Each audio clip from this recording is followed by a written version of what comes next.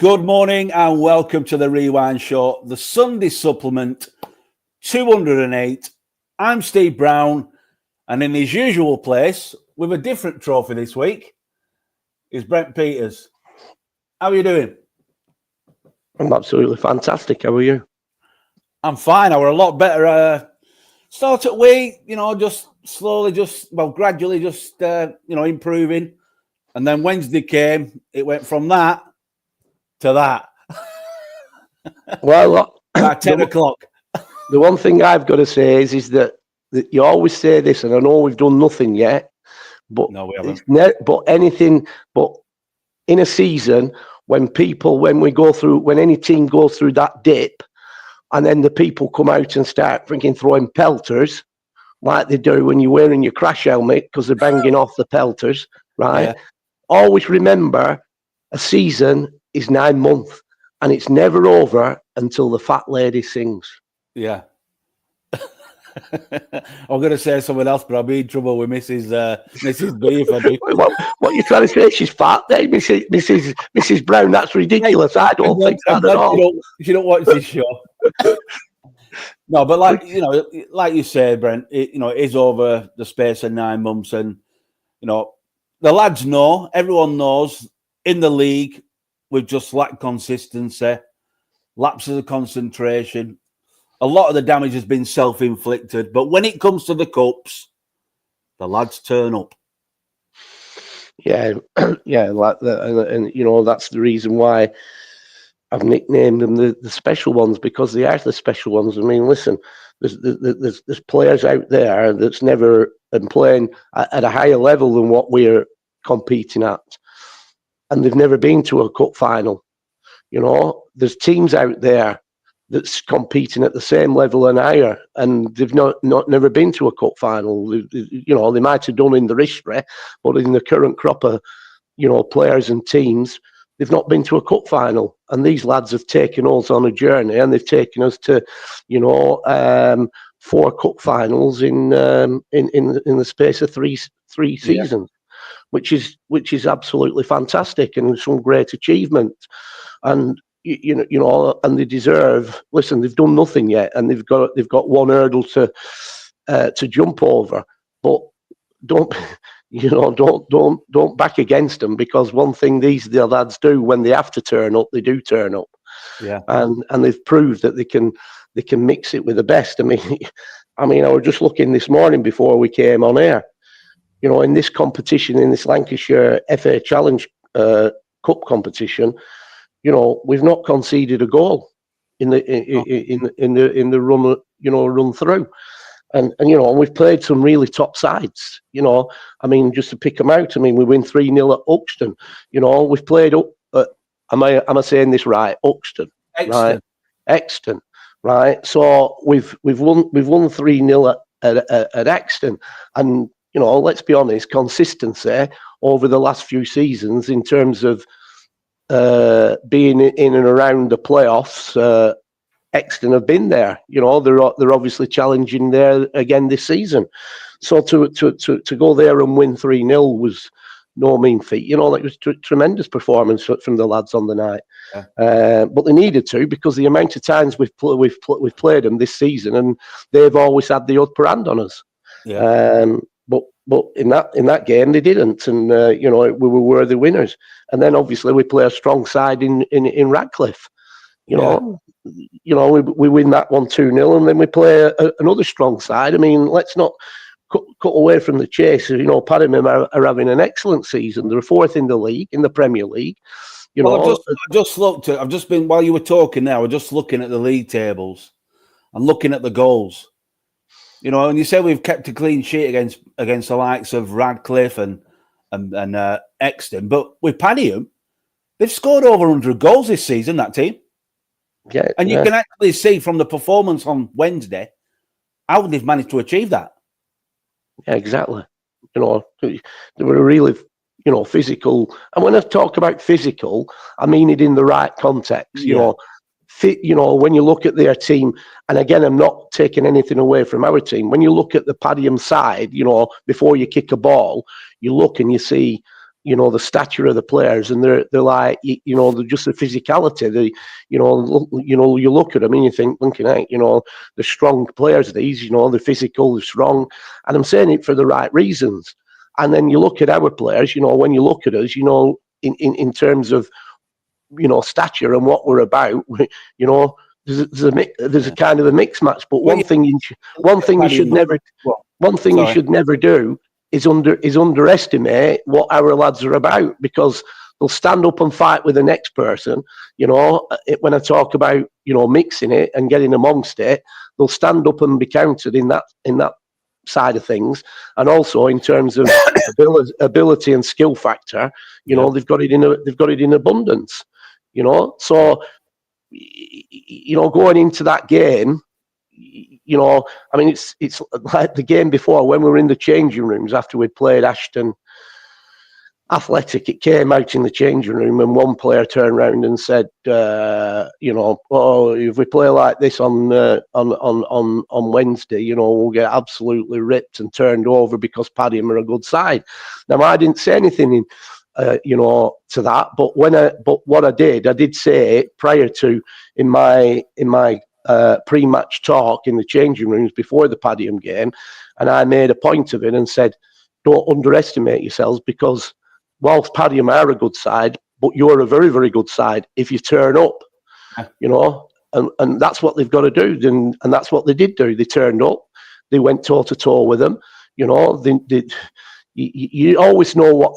I always know what kind of a game it were when I turn up after the game and look at the pitch and look at the state of the pitch.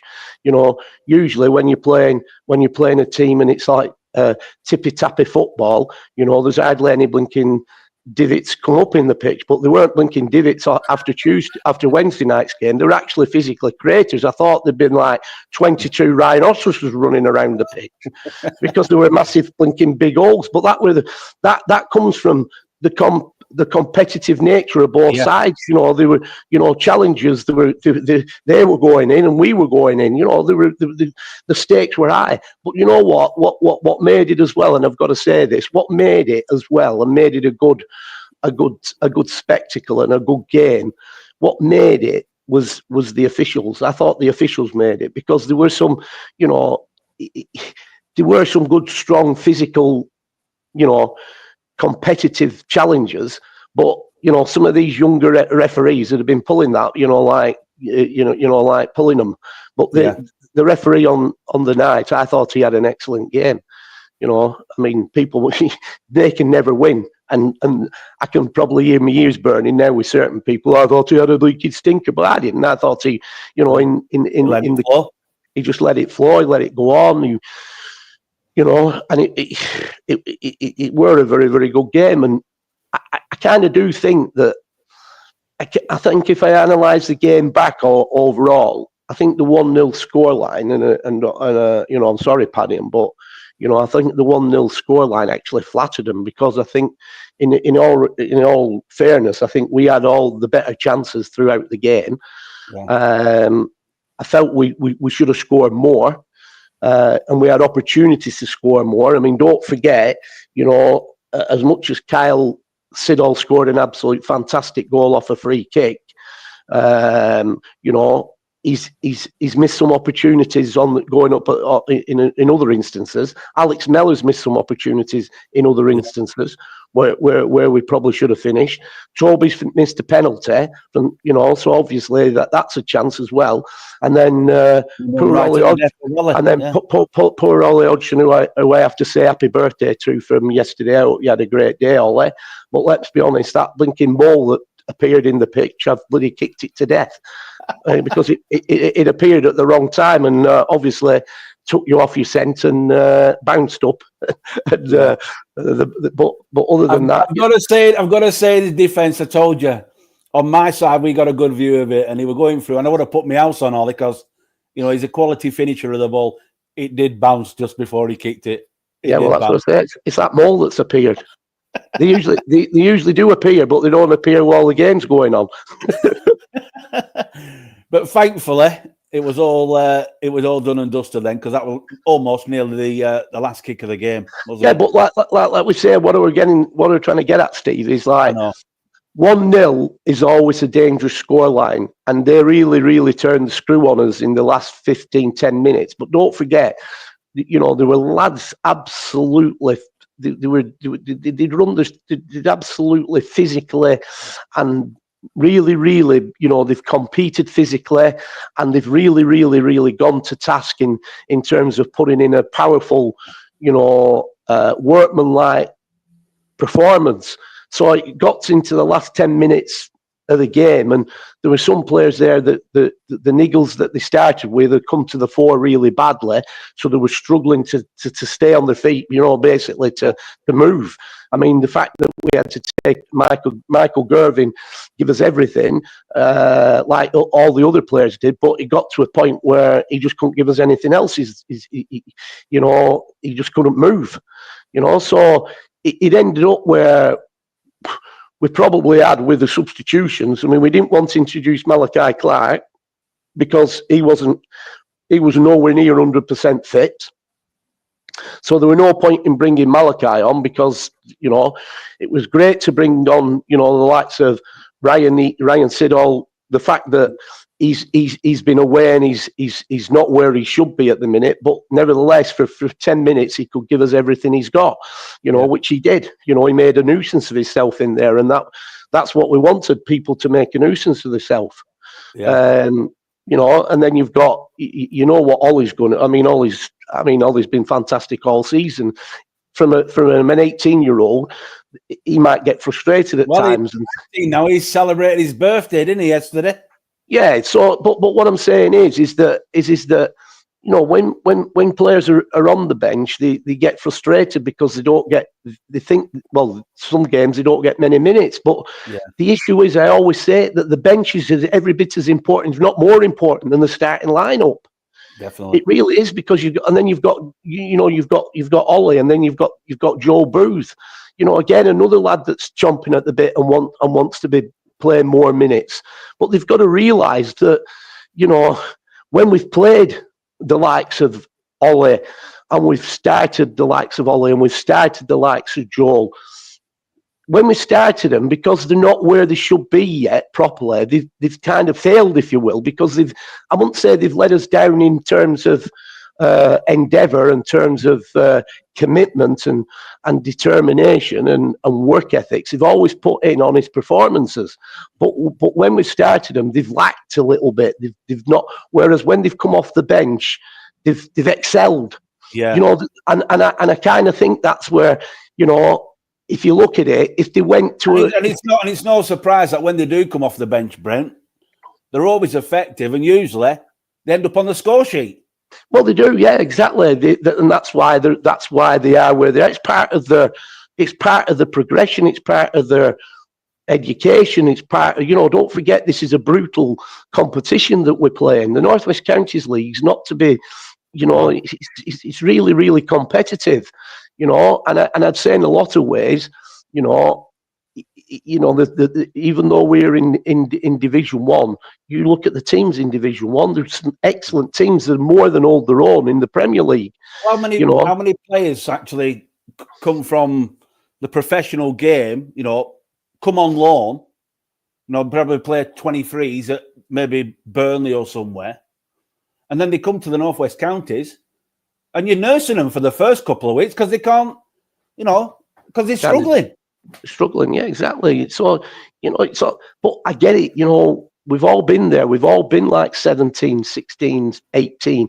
And you think, I'm as good as these, I should be starting. But, it's all about, you only have to look at the top level, Obviously, I take more than an interest in Manchester United, and as much as they've had a bad season this season, but I'm not talking about that. I'm talking about, you just look how they bring the young players on. They're not playing every game. They're not starting every game. They're coming on having 15 and 20 minutes here and there until they're ready, till they're fully ready. They might get an odd game here and there, but it's like if you watch when, like if we take the Joel situation, as much as we all know what Joel can do, and he's fantastic, but he played a 90-minute game in a friendly against Wythenshawe 2 weeks ago, and then he played in a night, and obviously he started in a game at or contributed and played in the game at, or came on against Ashton Athletic, and in all honesty, against Wythenshawe, I thought he was an enigma. I didn't think he did what he can do, and that's what I'm trying to say. So in his eyes, he probably thinks, well, I'm ready to start now. But in my eyes, I don't think he is, because I don't think he's better. When I say better, presence. He's the players that are starting and have been starting more or less all the time have been players that, have got more experience. Yeah. Because they've been in the team a lot longer, and people might disagree with what I'm saying, but I think I've been around the game long enough to understand about linking the development of young players and what they've done. I mean, don't forget, a couple of weeks back, I pulled Brady Boardman out and I sat him down, Brady Boardman, and when I sat him down, I asked him a straight question, and he's such an honest lad. He didn't hide about it. I said, how do you think you've been doing? He said, I honestly believe that I'm not performing where I know I can perform and what I'm capable of doing. And I went, well, I'm glad you said that, because I'd seen that. You'd seen that. Yeah. I said, but I said today, I said, don't worry about it, but today I'm going to pull you out. I'm going to sit you on the bench. And I said, in a selfish point of view, I said, you do give me a lot of options from the bench, because you can cover a few positions. But I also said to him, and this were my exact words, I'm telling you now, when I do put you back in, you will come back and be back on it, and you'll come back a far better player. And lo and behold, the last 2 games, I think he's just been absolutely exceptional. Right, and this is what I'm saying, because he's a young player and he's played a lot of football, and they do go through this dip, and it's how you manage people. It's how you manage players when they go through that dip. I could keep playing him when he's in that dip, but it's not doing him any favours, because what happens then is, not only will he get frustrated as a player, but also the fans will get frustrated, because they'll see flaws and they'll see. So then they start getting on his back, or I'm not saying they would, but they're capable of getting on his back. So from my point of view, if we've got able, good replacements at that particular time, why not take him out? Why not sit him and give him and protect him? Because that he's, when he does come back, he'll come back with a vengeance, and I kind of think we've seen that 100%. So and then you've got other. I mean, look, I had to make a big decision with Gareth Wager, but Gareth's an honest lad, and deep down he knew that it was the right. I know, because we've had conversations. He knew it was the right decision to do. But one thing that did worry Gareth was he always knows that I always turn around and say, if you're fit enough to be on the bench, you're fit enough to start. If you're not fit enough to be on the bench, you're not fit enough to start. And I think he was worried that he wouldn't even be on the bench, but it was important he was on the bench for the simple reason: his presence around the changing room, his presence around the lads, his experience is invaluable. So that was massive and important.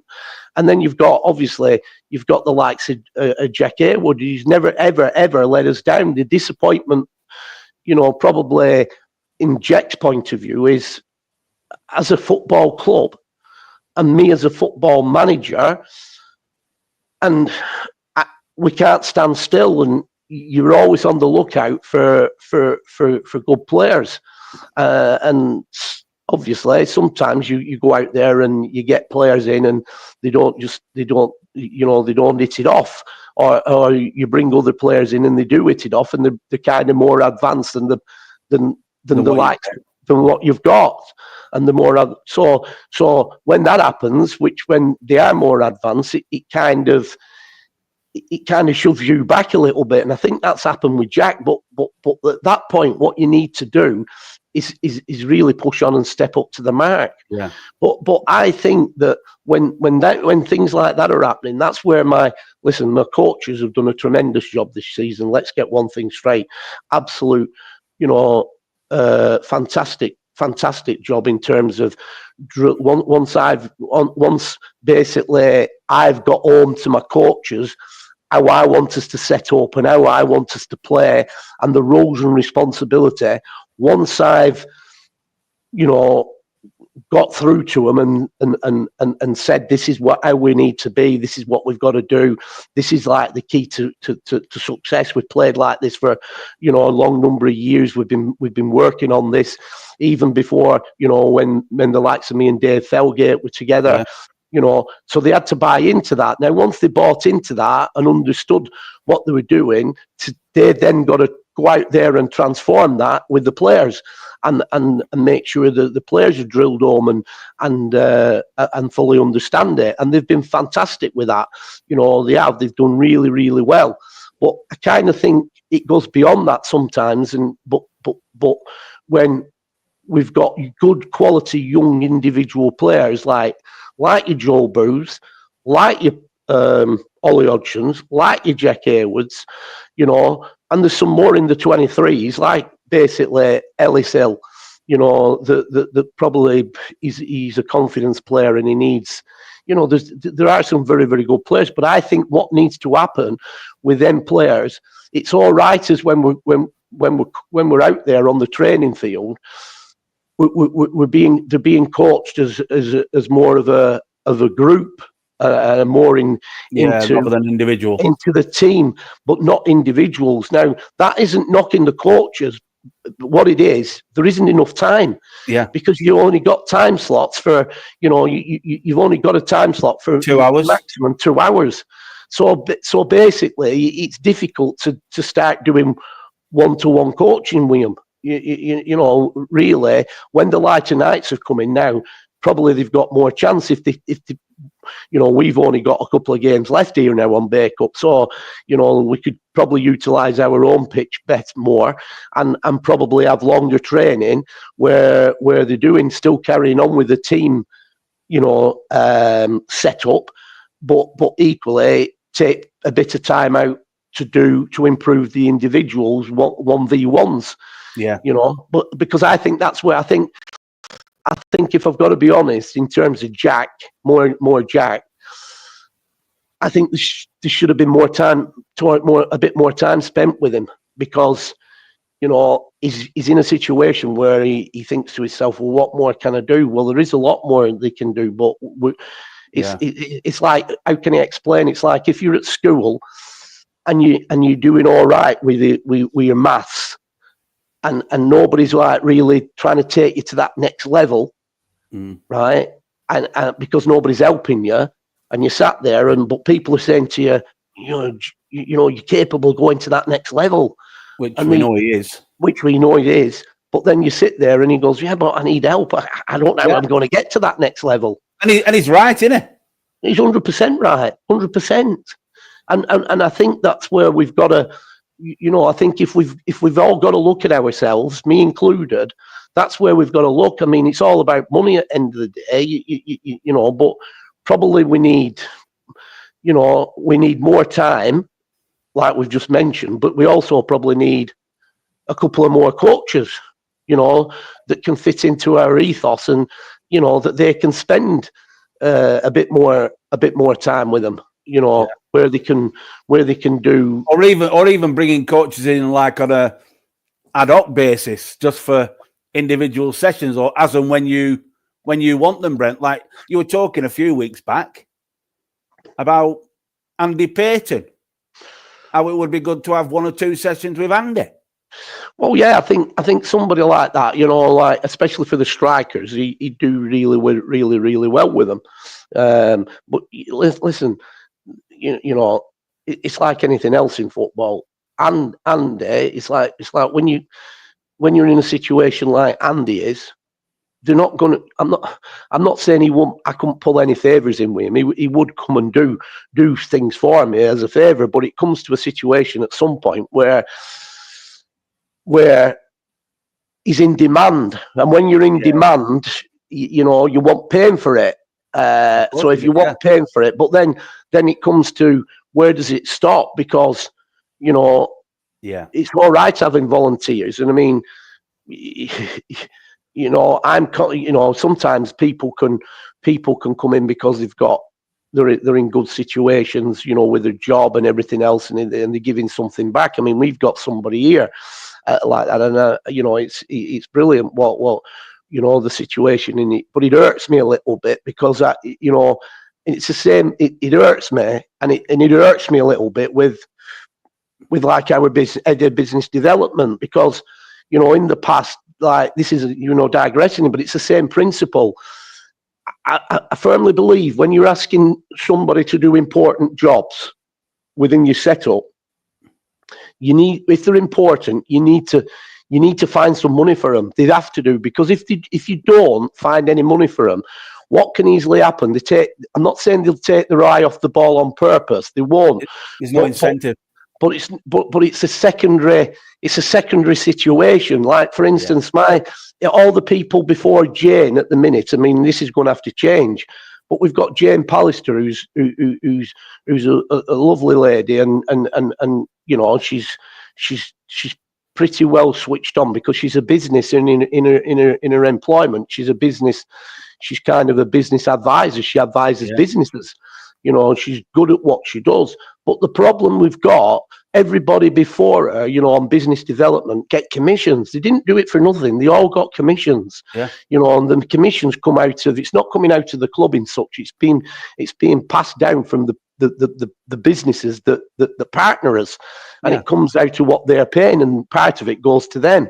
At the minute, Jane is committing herself, and she's not getting a bean. And we've got a coach here at the minute that's doing that, and I don't like it, because the reason why I don't like it is because when it's getting tough out there, I can't really manage you. I can't really say, come on, you've got to step up to the plate. You've got to do this, because you get me? Because she's giving her services for free. And equally, it's the same with my coach. I can't really say to my coach, who's giving his time up, you can't squeeze him too hard, can you?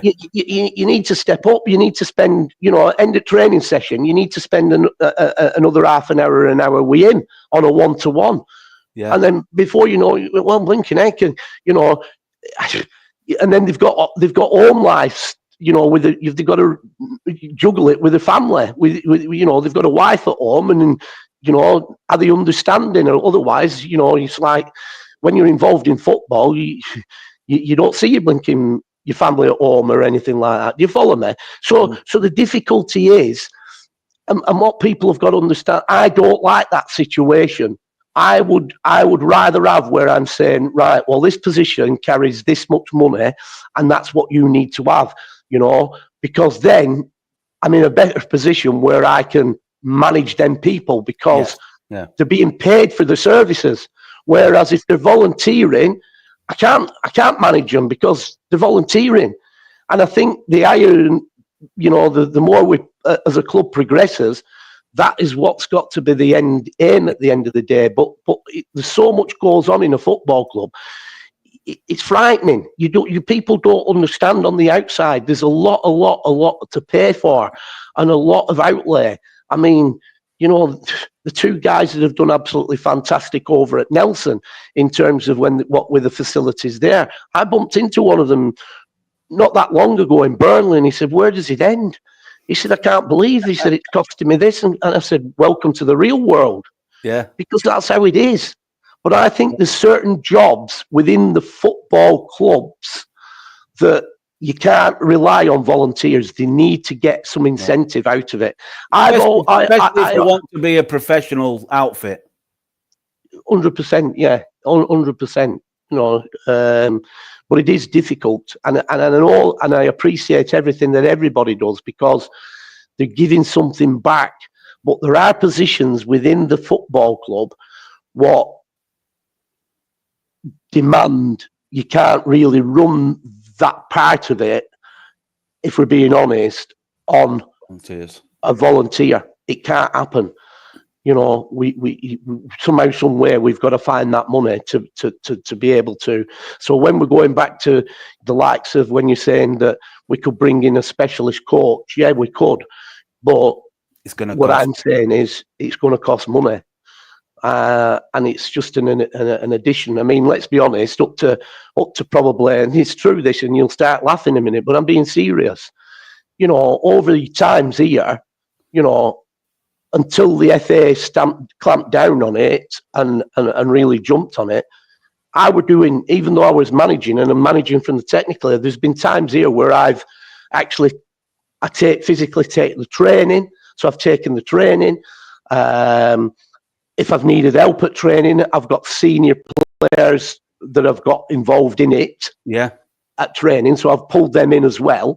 But then on a match day, I've been the kit man, set the kit out. Well, nothing changes now. I still do that, right? Obviously, I name the team. I sort the team out. I organise the team. I put them in a structure. That doesn't change, right? But then I also did the run-ons. So if a player got injured, I was the one running on. And I was the one squirting water in the face and said, "Get up, you soft get." Right? But seriously, but no, I'm laughing because I know, but there might be a lot of people watching the show that don't realise that, you know, you were bloody, you know, selling pies. Yeah. But I'm not getting at that. What I'm trying to get at is, I looked at it this way. I was saving money by doing that because I weren't taking no money. Yeah. But then the FA bring it in that you have to have a qualified physio that have this qualification and that qualification. So immediately, well, more than a first aider, we obviously coaches, as part of your qualifications, you've got basic first aid. You do that automatically, but basic first aid is not good enough for your physio in the technical area. They've got to meet certain criteria and done exams, you know, for that sort of thing. Not just basic first aid; it's beyond that. Yeah, I know. So straight away, by bringing that in, right, that stopped the likes of Brent Peters running on a pitch. Yeah, I know basic first aid. I've passed my basic first aid, but it goes beyond that. So as soon as it went beyond that, and the FA said you've got to have this, that meant more money. Yeah. So instead of paying, you know, let's say instead of paying, you know, nothing for a physio because I were doing it because I knew basic first aid, all of a sudden that's gone out the window now. So you've got to have a physio, you know, with these qualifications. Well, obviously it's a license to print money. So straight away you've got to pay them. So that's an added cost that you've got to have, whether you like it or you don't like it. Because if you don't have it, you can't perform in football. You can't play football because you haven't got that. So people won't realise that. Oh, is he volunteering? Well, no, he's not volunteering. He gets paid. And he has to get paid because he's got these qualifications. So that, you know where I'm coming from. So them days of a volunteer, i.e. Brent Peters running on the pitch with basic first aid knowledge and delivering what he's delivering, it's gone beyond that now. You can't get away with that. So there's all sorts of things. It all comes down to costs. And at the end of the day, you know, this is why I always say, I mean, I had a conversation the other day with Callum Hewitt. And he was saying to me, "I don't know how you do it, Brent. I don't know how you do it." Well, I said, well, sometimes I said, listen, we've got to get the business development side right. And if we get that right, we will do it. We can do it. But the problem we've got at the minute, and the problem we've had for the last 2 years, is we've only had a quarter of the facility because of the new build. Yeah. If we had that, we're open and how it were functional before we pulled the old one down, right? The revenue will be coming in. The revenue will be coming in because, like, You know, today what would be happening, there'd be private functions on and your bar would be pumping, you'd be selling loads of beer and everything. Yeah. And then last night, we'd have probably got away from here at 3 o'clock in the morning because there's been a 21st on or a wedding party on. So you're turning the money over. At the minute, we've lost all that revenue. Right, because till we get that finished and finalised and opened. Now, the reason why, while we're on that subject, we haven't got that. It's not because some cynicals out there are going, oh, they're on out of money. No, it's nothing to do with that. We haven't got. What happened is the clerk of works that's running that show has piecemealed it. So he's gone, right, we when you start off, we want the people who are going to demolish your facility. So he gets the ground worker in, that's demolishing the old clubhouse and obviously doing the groundwork for the new clubhouse. That's phase one, right? Once that phase one's been done, you then get in, right? He will then go and say, right, we're now ready to concrete, to do the foundations, right? So you then go on and get the people in that do that to lay the concrete, right? So then when that phase is done, you then go on and get the builders, the brickies, that's going to do the block work to put the block in. Once that's done, you have to go out then and get the people in that's going to put the roof on, and you get them in. But what happens is that seems all right, that's straightforward. But when you go to get them, it's like now the roof were completed before Christmas, and we're sat here now waiting because the windows. So the next person that has to come in is the guy that does the windows. Yeah. But the guy that does the windows will say to you, right, we have to order the windows and doors. So that's a 3-week process. And I've got to fit it in because I've already got work in. So I've got to fit it in when I can fit it in.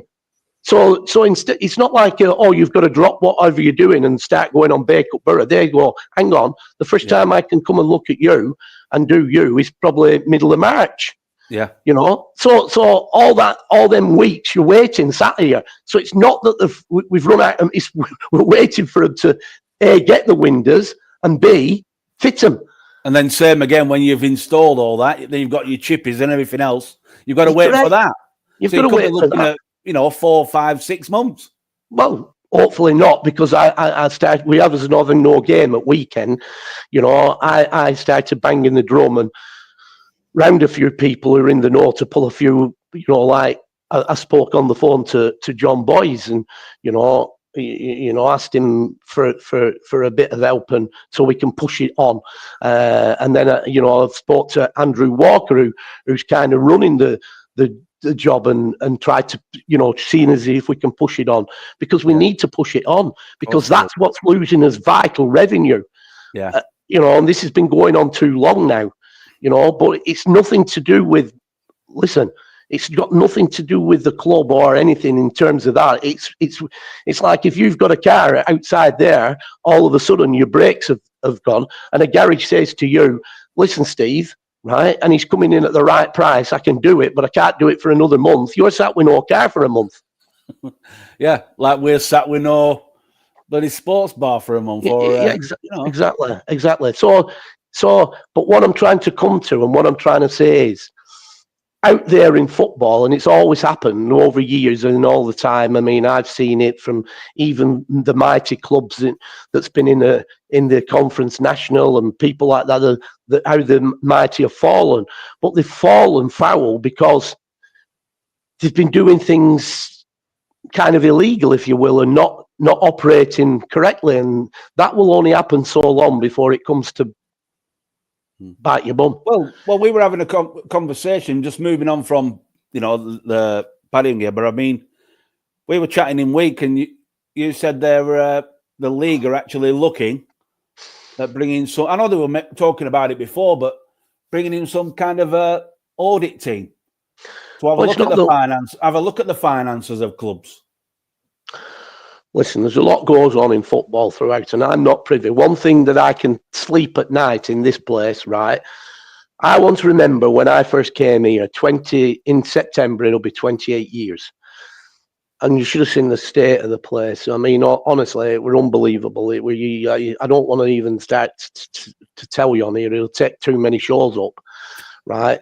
But let me tell you, one thing was once said to me, listen, if you need any money or anything like that, if you ever want any money, you know where we are. Wink, wink, nod, nod. You know, one of them. Yeah. Obviously, might be nice people, but running illegal. And I went, no, sorry, thanks, but no thanks. I want to sleep at night, right? So I can honestly, openly sit here and say, and on earth, there's no freaking dodginess goes on here like that, right? But I know for a fact at some places there is, right? Yeah. There is. And that's up to them. That's up to them. And that's why in a lot of ways, and even in terms of even the finances to players, you know, again, I keep banging the drum. Unless you're a contract player, which is obviously there and it's in black and white, you know, if you're not a contract player, you can't or shouldn't be paying anybody, you know, 70, 80, 90, 100, 150 quid, you know, right? It's taxable, and you're not allowed to do that. And you've got to, and you can only pay travelling expenses. That's what it is. After that, it's taxable. Well, you know as well as I know, it's like anything else. There's people got obviously readies somewhere along the line. Where they're getting the readies from, well, we'll leave that to your imagination. And then they're shelling out to people, right? They're shelling out, and that's what's happening. But it's all illegal money and dirty money. Right. Again, that doesn't happen here because again, I'm dealing with I'm dealing with something that's 150, coming up to 150-year-old. Yeah. You know, that's a big part of the community. So we run things as straight as we can, you know, and that's how you've got to be. I mean, it costs me a fortune every year for they're on their pieces, you know, that's the accountants that keeps us on the straight and narrow. You follow me? So we try to do everything as much as you can by the book. Now, by the book doesn't. That's why when you look sometimes at a league table, and it really, as a manager, if I wear my manager's hat and I look at it, and I think it absolutely kills me when I see teams that have overtaken us in the pyramid of football. But I know the reasons why, because they've been paying.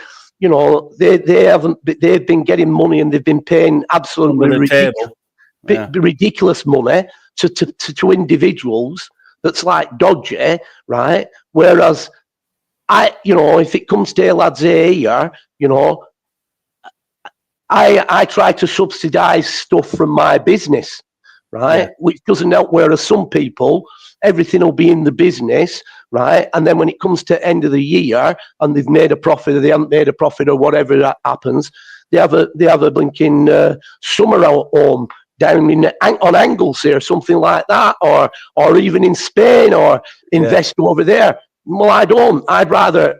This is my love.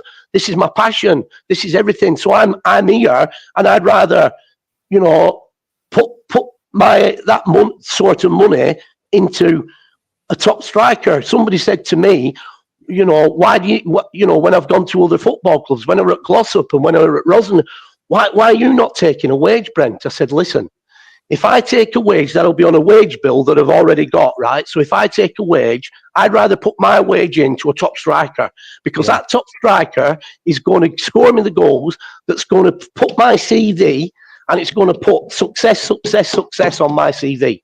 Yeah. Right, and bring success to the club and make everyone happy. Success to the club. So I'll do it for nothing, right? My money will go into a top striker, because if I take money out for myself, what will happen is, right, I've got to get somebody that's not even capable of banging the goals in like they should bang the goals in, right? So what I'd rather do is, listen, my contribution goes to you. Go and bang the goals in. Right, and that's how it's. And I get more fulfillment from that situation, you know, because the lads do it, right, than anything. But what hurts me is when that person that I've done it to, and it could be a centre half or whatever, when that person I've done it to turns around and says, "Oh, so-and-so down the road has doubled my money, have offered me double the money. I go, listen, what can I do? I can't double your money. Compete with that, no. So end of the day, it is what it is. And I've seen, and this is what I mean. If I'd have gone and run the risk of putting this club in financial meltdown, but we'd now be a Evo stick team with the players I've had through here because they'd stay loyal to me and because they're getting paid top money, right? We'd be an Evo stick now, but we'd probably be a club that were in meltdown, almost going bust, like Rosendale United's got houses on it. Why has Rosendale United got houses on it? It's not got houses on it because somebody's been at the club and ran the club like I'm trying to run Bacup Borough. If somebody's gone in there and paid freaking absolutely stupid money over a period of time, which is put them in meltdown. But we're having this conversation about, you know, the corruption in the game, because there is, as we know. You hear it on the terraces at certain clubs. And it looks like the Northwest Counties, they've got wind of it. The FA have certainly got wind of it. And they're trying to do something about it. So at some point, you know, it's going to catch up with these clubs. 100%. There's talk now. I mean, I've got an email, I haven't done it yet, where they're on about licensing, bringing licensing in at step 5 and 6. Now, at the minute, right, if you're a step 4 and above, right, you have to have a license. Yeah.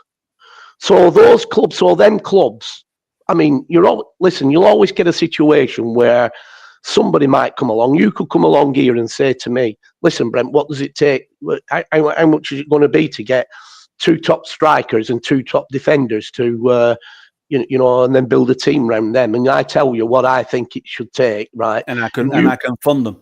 But you might turn around as a person away from the club and say, well, I'm going to fund that every week. I'll pay their money. Now that's a gift. Listen, if you want to do that, that's absolutely fantastic. But then people haven't come forth to me. In fact, I'll tell a lie.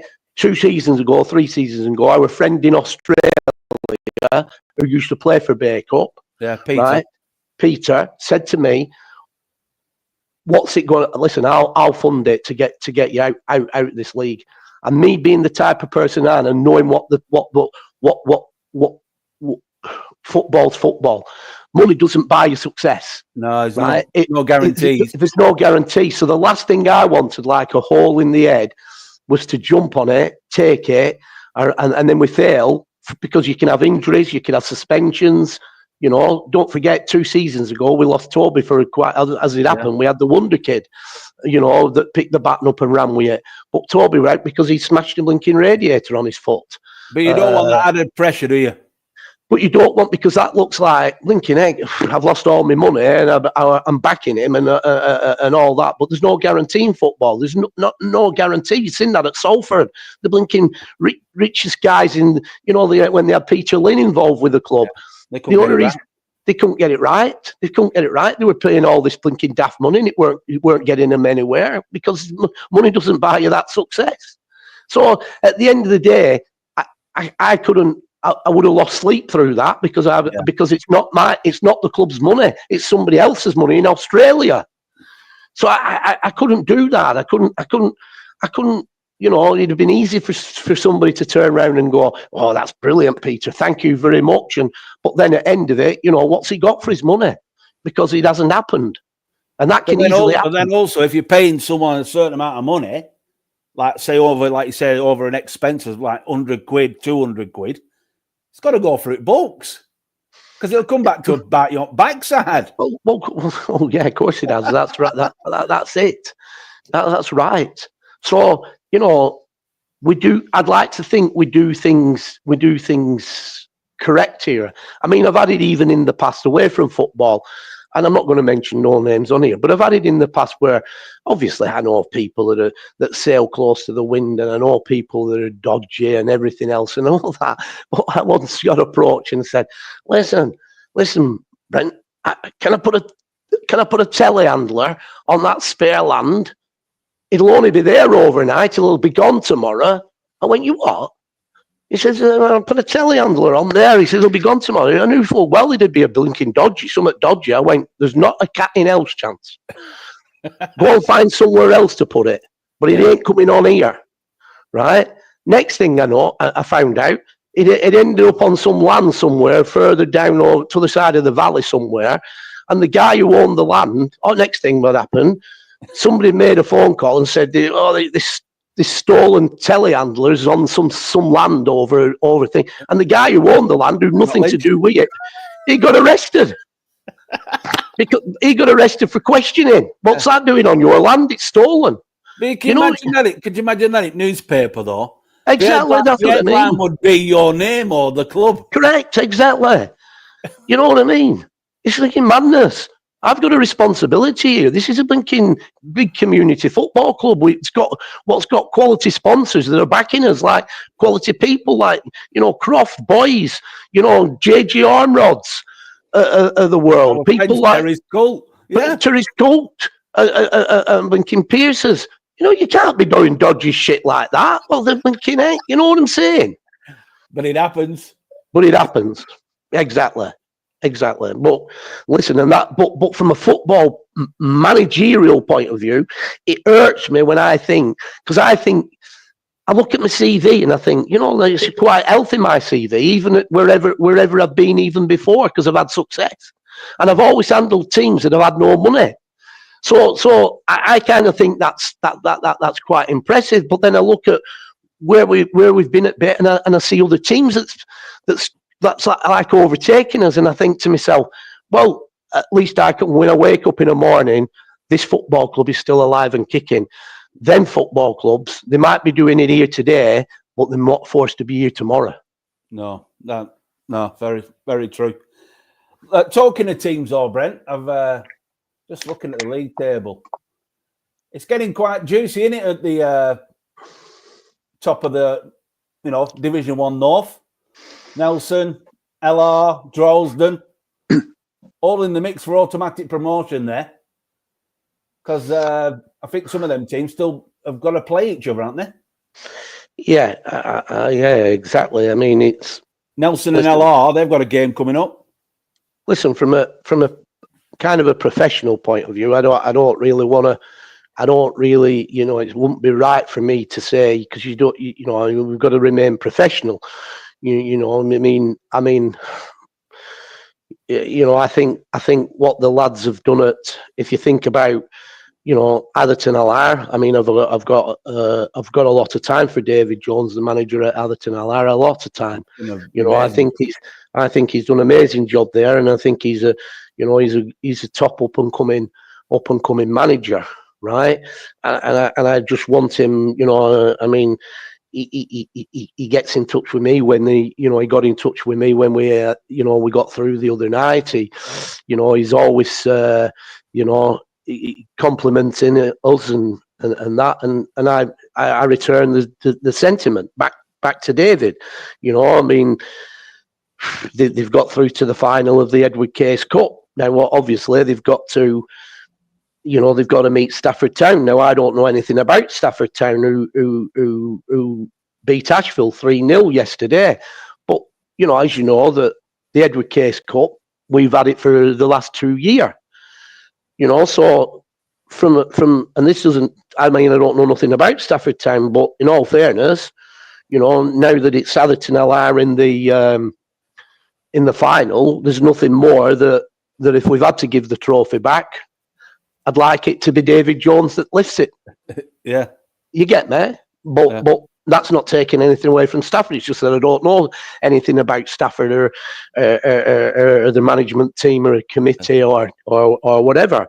And they haven't. I think this is their first cup final. Is it for 10 years? I don't think they've been in 10 years. I think there was something on socials saying it was 10 years, but they've been good for the last. They've been consistently good for the last 2 seasons. They were unfortunate last season. Yeah, and I think what's dragged them down. I mean, we're up there now. They're up there in the. I think obviously Nelson are at the top, and they're just behind them. I think which it throws everybody, and it has done all over the years, is they've had a good run in the FA Vars, and the FA Vars linking absolutely. It's good while it lasts, and it's great financially. and it's great. It's a great journey to be on, but it does bog you down if you've got ambitions to be promoted. Because I always remember, the late Gary Law, who was a good friend of mine. He were at Kerrs and Ashton, and for a few years they were having good Vars runs. I think they got to. I think furthest they got were to semi-final, and it just scuppered them on promotion, and I think that's what's kind of probably set Atherton Allire back a little bit from where they are now. But having said that, they are in a very, very good position now in terms of when you look at that league table. Nelson are at the top at the minute. Now, listen, this is. I'm just going to be perfectly honest here. I think that the guys that's taken over at Nelson this year have done an absolute amazing job. Amazing, with where the facilities were at the little Wembley and everything about it. They've done an absolute fantastic job. I can't heap enough praise on them. With the professionalism and the money, the money that they spent on that facility has been brilliant. The one thing that leaves a bit of a kind of a sour taste in my mouth, having been a frontline manager and coach for well over 40 years, and I've seen a lot of things that go on in football. One thing that I don't like in football is, and I've seen it happen, and it happens a lot, and this is where you've got to be. I don't like backstabbing, and I'm not saying for 1 minute. I'm not saying for 1 minute this has happened at Nelson, but I don't get when a team. It's hard to be a manager. But people, if people have never managed and managed at a good level, I'm not talking being a pub manager. I'm not talking about being a Steve Bracknell, Sunday League manager. I'm talking about managing in a blinking National League system where the stakes are high, and you've got promotion, relegation, and you're playing with somebody's, the history of the, community football club. No wonder people get the sack. But the fact of the matter is, it's hard to be a manager. You've got a lot of weight on your shoulder, and you're handling. This is why I say that managing and coaching is two different jobs. You're handling, big squads. Squads. You're not just handling your first team squad of like maybe 20 players, but you've got like your under 23s. That's the next lot coming through, and who's like coming through and trying to handle situations, people needing time off work and people going away on holiday, what bones bone of contention. But you still got to pick a team, and you still got to get that team in a structure, and you still got to pick points up. Now, if we look at how Nelson started the season. Nelson started the season really, really well, really positive. They started really well. And I think that they appointed Aaron Ripley. I didn't know anything about Aaron Ripley. I don't know a lot about some it. Time over at Clitheroe, and he assembled a good side, and vast majority of the same side that belonged to him. Yeah. And now, when we played him here, and we won 1-0, I got the sense then at that point that there were a few rumblings going on. And listen, I've just said it when I started the show. Football, at any level, there's no guarantee you're going to win anything. You can throw money at it as much as you want. It doesn't guarantee nothing. Guarantees nothing, right? Football's football. Even the best, even the most, obviously lucrative sides, clubs or whatever, don't guarantee to win things. Liverpool have just gone through a barren spell where they've got money, but they've ended up not winning things. Well, we saw it last season with Bury. They missed out. Correct. So money doesn't guarantee anything. Right, and football is a 9-month situation, and to me, if you appoint somebody, then really you're pointing somebody, unless it's really they've done something out of it. You're pointing somebody for the seat. You shouldn't really judge somebody after 2 months into the season or 3 months into the season. That should not be happening, right? Because there could be a lot of things. You might be unlucky and been shown a bad hand where you've had injuries to key players. Yeah.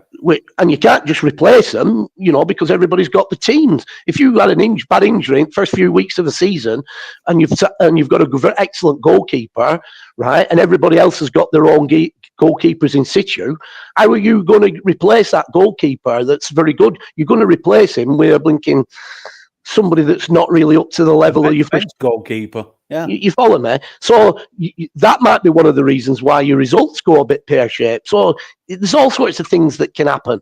That's why you judge somebody not just in the first few months of the season, or middle of the season, or end of the season. You judge them over a season. What's happened over the season?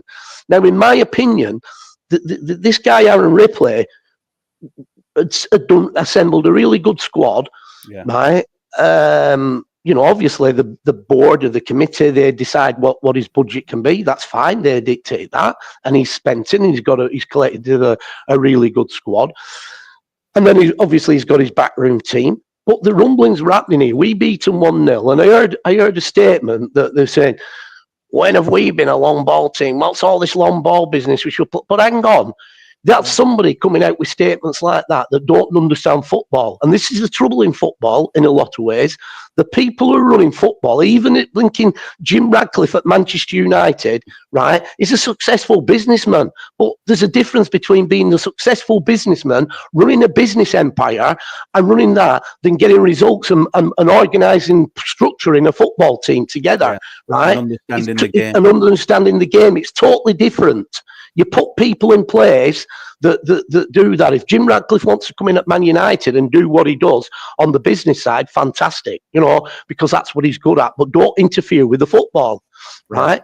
Now, what I'm trying to say is that if they understood the game or understood that game, Nelson that day here had no option but to go along, because that's what we do. That's the way you set them up. Well, that's the way I set them up. That's the way we set them up. So we force teams to go along. There's nothing else they can do. They've not run out of options. So in a lot of ways, they weren't giving. The Ram were forced. They had to go along, but it was obviously a shit show to watch from their point of view, right? Because they were playing, in my opinion, they were playing against a good, very good, well-organised, well-drilled, good bake-up side that ended up beating them 1-0. But as you said though, Brent, we weren't there because I think they'd hammered someone like 5-0 the previous week. We weren't there to be spanking boys. No, exactly. So anyway, next thing that happens, this is where I come from now. I'm not privy and I'm not getting involved in somebody else's club, but I'm looking at it, and on the face of this stinks, smells a rat. That what they've done, they sacked the manager. Yeah. Now, I'm not being funny. How can you sack a manager when you're first or second or third in the league at that particular time? It's ridiculous. But what makes it worse, as a football man that's been around and knows what goes on, let me tell you, and I know, right? What makes it worse, when they appoint is number 2. Yeah. He should have been going, if he's getting rid of Ripley, he should have been going with him. I can't get my head around that one. Because at the end of the day, and I'm not being funny, I don't give a flying hooch. What he's got on his CV, I played for Burnley. Well, so what? Yeah, and nothing at non-league level. That's nothing at non-league level. It's totally different. It's immaterial. But what smacks me in the eye is, listen, if your manager, this is how I look at it, if a manager resigns and you're first, second or third in the league and your manager resigns because of personal issues or whatever, he feels he can't see the job through or whatever, then I fully understand why a club would then go to probably the first team coach or his assistant. I get that. Absolutely. But I can't understand why they would sack a manager that's first, second or third in the league and then appoint that guy. That tells me there's an agenda. Yeah, something's happened behind the scenes. That's what it tells me. Quite clearly. And do you know what? I'm not privy. I think the guys at Nelson have done a fantastic job, right? And I'm saying it. The infrastructure of the club has totally been transformed. But I just think that what's gone on, I have to feel as a manager, I'm a human being, and I have to feel what would that human being, as in Aaron Ripley, be feeling. Gutted. That's his squad. That's his squad. And to me, on that front, listen, Charlie Frost is there. I mean, he's a good lad, Charlie. I mean, I wish him on. Tomo's there, goalkeeper. I mean, his dad played for me. Listen, I wish him all the best. But if I've got to be really truthful and honest, LR all the way. You get me? I just don't like. I just don't like what they've done. No, in my opinion, and Droylsden as well. They're looking good.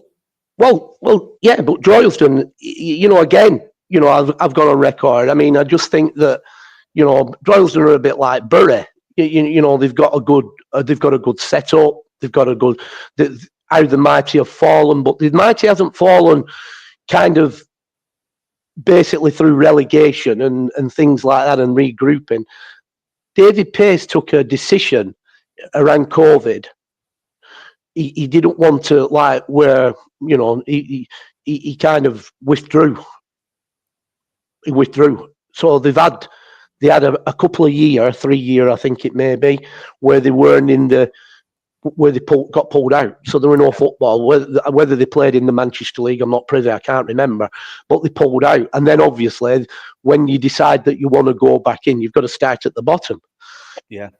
So then they've obviously got started at the bottom and come back in, and now they're trying to work their way back up.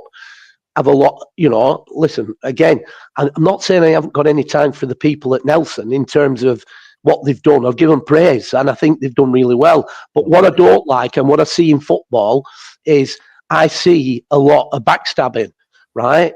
And it's wrong. And, unfortunately, committees, chairman, they fall for it.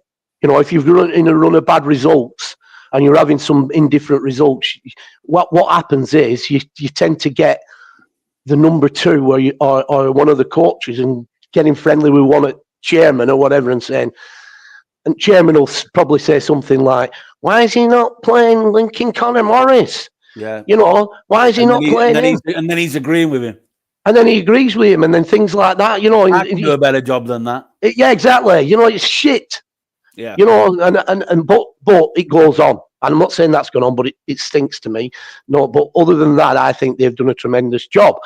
In terms of the next ones that are in the playoffs, or potentially in the playoffs, Droylsden, well, again, I wouldn't like to call it because I'd like to see Droylsden back where they were. I have a lot of time for the people at Droylsden. I think they've got a great fan base. It's like any club. And by the way, while we're on the subject, stop putting your stickers round your blinking stickers round this. Come round the blinking exit signs. New exit signs have gone up. And I thought that don't look like our club badge there. When I go to it, they've put the blood. The blood. Yeah, exactly. So yeah. So it is what it is. It's looking good up there. It's looking tight and. Watch his space, but it'll be tight between Atherton and Nelson because obviously Nelson have got their heads in front at the minute, but they have to play Atherton LR. Yeah. Very quickly, I want to talk about England and the selection. Of course, new manager, which had us talking a few weeks ago, why the FA decided that a German manager were the man for them and rather than an England one. But selection's been made and, some questionable selection decision from Thomas Tuchel, Brent. Listen, I'm just going to be honest with you, Steve. We're better off admitting this and talking about our lads in a great performance against Padiham individually or collectively, right, than talk about some German that shouldn't even be national team manager, right? Let's get it right. I've got zero interest. I mean, how we can bring Henderson back into the squad. Who's working him? Is there some blinking yes man? You know, they've obviously got a selection committee behind him. He's just a yes man. He's got to be. Right? But the thing is, right, they're bringing this lad in, Brent, Henderson. Yet Conor Gallagher at Atletico Madrid, been pulling up trees all season. He must be gutted and thinking, what do I need to do to get in that side? Must be absolutely gutted. It makes you wonder with the England setup. I've said it before. You know, I just don't understand why they've appointed, and it sends the wrong message out to all the coaches in England or let's say Britain. It sends the wrong messages out, right? And I don't care. And this isn't me just being cynical about a German. You know, they could turn around and say an Italian or whatever. I just don't. I don't get it, and I don't believe in it. And you know, I've got zero interest. I'll be honest. I've got zero interest. I mean, I heard him obviously. He's picked that Dan Burn. I'm not being funny. I'm bloody quicker than that Dan Burn. Seriously, what the blinking X he picked Dan Burn for? Because he's in a successful Newcastle side, right? Because he's got players round him with. There's players at Nottingham Forest who probably should be in the mix as well for going off, recent form. I agree. I don't get it. No, but seriously, I'm not in. I'd rather talk about rather than talk about that. I know it's a topic and everything, but I'd rather talk about the quality performance, the work ethics from every one of my players to a man against a very, very good Padiham side, right? I agree. I'd like to talk about that. I'd like to talk about the execution of that free kick that Carl Siddall did and score. I'd like to talk about a save that Billy Blake made at 0-0. You know, absolute unbelievable save that he made at 0-0. Well, right? Let's see if we can pull it out of here. Let's have a look. Let's get back to it. I think this is the right clip. I'm not too sure. I hope it is. What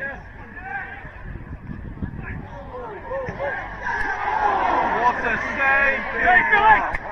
Brilliant, Billy! Billy, well done! Fucking brilliant, Billy! Yeah, exactly. The agility, the speed of that. You know, he had a split second to make a decision there. And unbelievable. A strong right arm. That was world-class save. Oh, unbelievable. I'd rather spend, like I said, more time talking about stuff like that. And then we, as you said, the goal, the free kick, just put the cherry on top of the. Go! Go! Go! Go!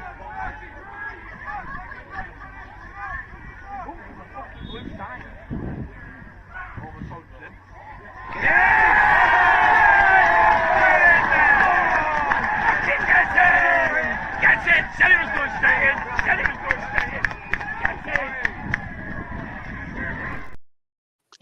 As Gareth Wade, you said there, you could hear him. I said it were going straight in. I said it going straight in. Listen, as Nigel Langley, my trusted coach, said, right, as my coach, when we're playing towards the sports bar end, the fans behind there suck everything in. But yeah, it was just important to get it on target and then get bodies, in on that near post in front of the goalkeeper. And he deserved that, did Carl? Because the last couple of weeks, he's really, I've seen him. He's been absolutely chin strapped. Coming off the pitch, he's left everything on there, as they all have. But he deserved that goal in midweek. Listen, let me tell you something. I'll just let you into a little secret here because the North West Counties League won't can tell you. So every end of every month, you have to nominate for the Player of the Month who you feel warrants the Player of the Month, and as you know, they ask certain questions. They say, you know, the questions: how many goals is it? If you nominate them, how many goals have they scored in the month? How many games have they played in? They'll ask that question: how many games have they played in? If it's a goalkeeper, how many clean sheets have they kept? You know, how many assists? But listen, that's only in me from a manager who has to nominate. That's only one part of the player's game. You know, if you were picking a midfield player, right, why do then questions come in? Because a midfield player, yeah, okay, you want them to chip in, but they're never going to chip in like a striker, like a striker. So it kind of, it's wrong, that, for me. But what I'm trying to get at, and what I'm coming to, is this. I looked at it from the month, and you know, I looked at all my players, and we've been a bit up and down in the league, and you know, we've had some very, very, very good performances in the league. But the one thing that what I like in before we start about technical ability, the one thing that always I like is honest performances, honest grafting performances, right? And I look at it that even though there's been games in that month where we've lost ground, like, you know, you can bring the the bad results, you know, where we've had dodgy results or whatever. One thing is a stonewall certainty: Kyle has ran himself into the ground, and you've got to understand that, and I've got to chip in here with Alex Mellor as well. You've got to understand that the way that I want my team to be set up, and the roles and the responsibilities, the 7 and 11 had such a really hard, demanding job.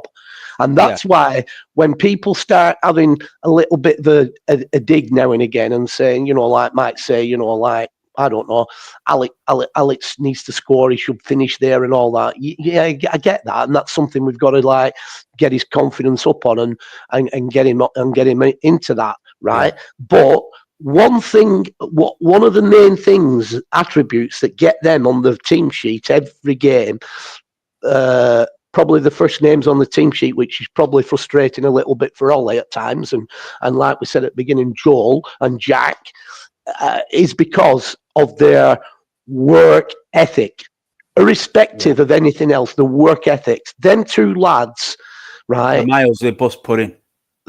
It's unbelievable, and I'm telling you, the tough positions that they have to play. If they were wired up, you'd be probably looking at a good 7 or 8 miles per game. Yeah, unbelievable, honestly. And it takes and coming back to the player of the month for last month. I mean, obviously, it goes without saying. You know, you're going to pick your goalkeeper, and you know, Billy comes into the goalkeeping situation. But I'm telling you about the, you know, from the outfield player, he didn't get it, and they've announced it. I don't think. I mean, I think, you know, they've given it the not taking anything away from the lads the lad that won it. I think it were a Ashton Athletic player that won it. Oh yeah, we're Declan Hill. Yeah, well, I've seen him. I mean, he works hard. To be fair, he does work hard. He grafts as a front man. He really grafts. He leaves that line, never stops running. But equally, I'm talking. You know, I nominated Kyle in for this, because I just thought Kyle is all round contribution in matches. Even though when we've had bad results, his contribution, he's never phased on his work rate. No. And I look at work rate. Work rate is essential in any team. And this is why I think in a lot of respects that we're, you know, probably, you know, me and Connor haven't really hit it off, not because of his ability, Connor Morris, because of his ability. That's not in the question, has it? It's never been in question. But if he had the same work ethic as the likes of Alex and Kyle, he'd be one of the first names on team sheet every week, just like they are. You know, because if he did have, he'd probably be playing 3 or 4 levels higher. Yeah, exactly. So, you know, I just think that you know, I just wish he'd have got the Player of the Month. I know it must be difficult for the league because because they're picking everybody they're looking at everybody in the division. But he fully, for me, he's that goal. It just put the icing on the cake because obviously it's put us through to another final. Our fourth final in 3 seasons, so that's good. But it just capped it off because he has been doing really, really well lately in terms of really his all round honest workmanlike performances. I know we can't talk about dates as such. I don't think we can talk about dates, but do we actually know where the final will take place? I can talk about dates, to be honest. Now I've let all the players know. Okay. It's Wednesday, the 16th of April, and it's at the county ground, which is the home of the Lancashire Football Association, and the stadium and facilities at Lancashire Football Association are unbelievable. It's a quality setting, It's a quality cup competition, and there's something that got brought to my attention the other day. Well, the one thing got brought to my attention was that somebody said, and I don't know how true this one is, but it needs looking into. But there's never been a Northwest Counties team ever that's won a cup 3 years on the bounce. Right. That's one thing that I got told. Now I don't know whether that's true or not, but it's come to my attention. Yeah. But the other item that I have to say is, from Bacup Borough's point of view, so they can make history on that, what I've just said there, but also they could make history again, because from Bacup Borough's point of view, I'm sure that they've never won the Lancashire FA Challenge Cup. Well, so Roger will be able to tell us that. So they couldn't. Roger will be able to tell us. Yeah, you came close in 2013, Brent, didn't you? We came close. Yeah, whoever we meet in the final, and I wish both them teams who's playing in the semi-final this week, Longridge and Southport, all the very, very best. But no matter which team you play, it will be a tough nut to crack because it's a final, and obviously, both teams are above us, so we've got to be the underdogs. So there's no pressure on us. The pressure's everywhere else. But as I will say to you, as I said at the start of this programme, I nicknamed this group the Special Ones. And they've just proved again why they're the Special Ones. And one thing I would like them to do to make them the extra special ones is to go and win this club promotion. Yeah. Well, a lot to work on during the summer, Brent, and we'll leave it at that, mate. Enjoy your Sunday. Top man.